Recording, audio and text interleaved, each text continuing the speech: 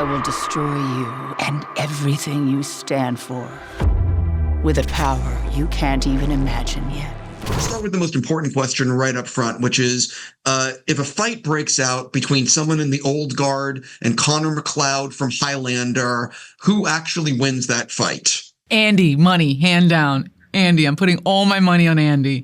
And then I'm putting my money on Discord, and then I'm putting my money on Booker, and then I'm putting my money on Van, and then which Van is, her nickname for Quinn, and then I'm putting my money on Joe and Nikki, and then I'm putting my money on Copley, and then I'm putting my money on Tua. And the reason is they are fresh. Because even though he's been around a long time, he's got to be tired.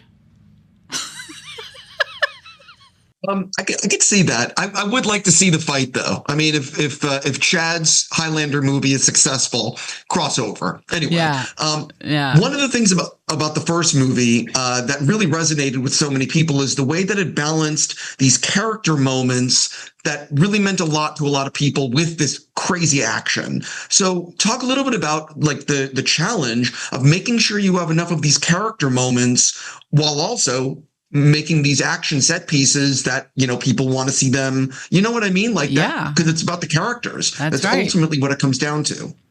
Right. I think you and I have both seen enough movies that we really, really enjoy and are rooting for.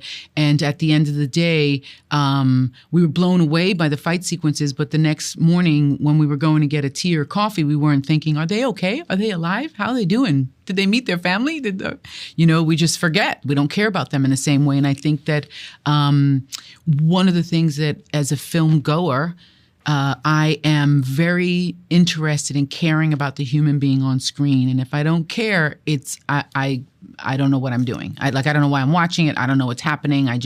So a big quest is to make sure that we care. One of the things with these characters that I enjoyed, again, they were all pre-existed before my arrival. So each actor had done their homework on the first film in a way that was unbelievably grounded and elevated, and they're phenomenal actors, a lot of them. It's how crazy to be able to play in this form with them.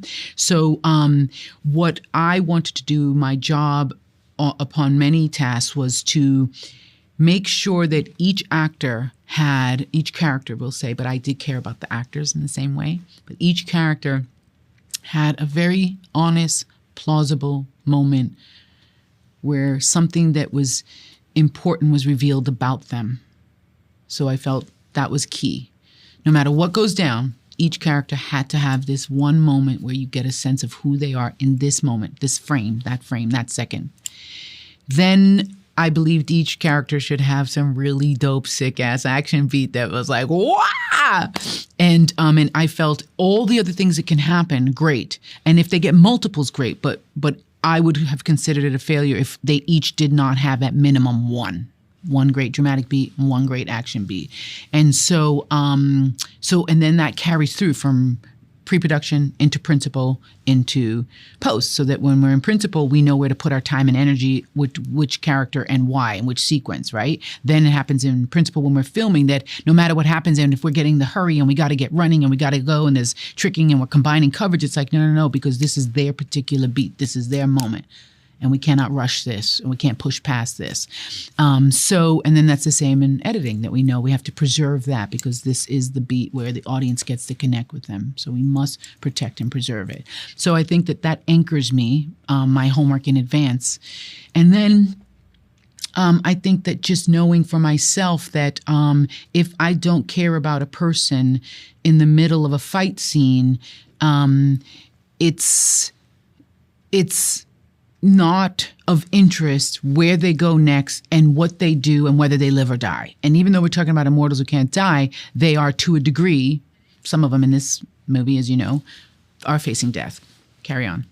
I completely agree. If I don't give a shit about the character, what does it matter? But so one of the things that I really wanted to ask you is, how did you guys decide to end the movie on a cliffhanger? Because I was not I figured it's all going to, wrap. There's going to be something. It's going to all wrap up, whatever. And I was like, oh, wait, they're not doing that. So how much of a debate was that? And who is writing Old Guard 3?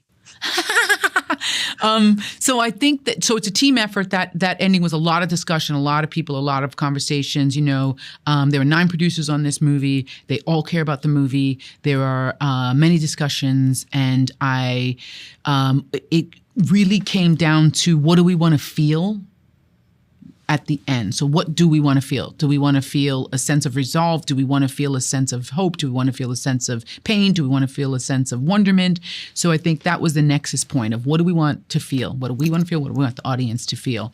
And then I believe for all of them, in whatever they're going to do next, I believe they wanted to have an extended journey. So that was, I would imagine, part of the decision in a longer tail.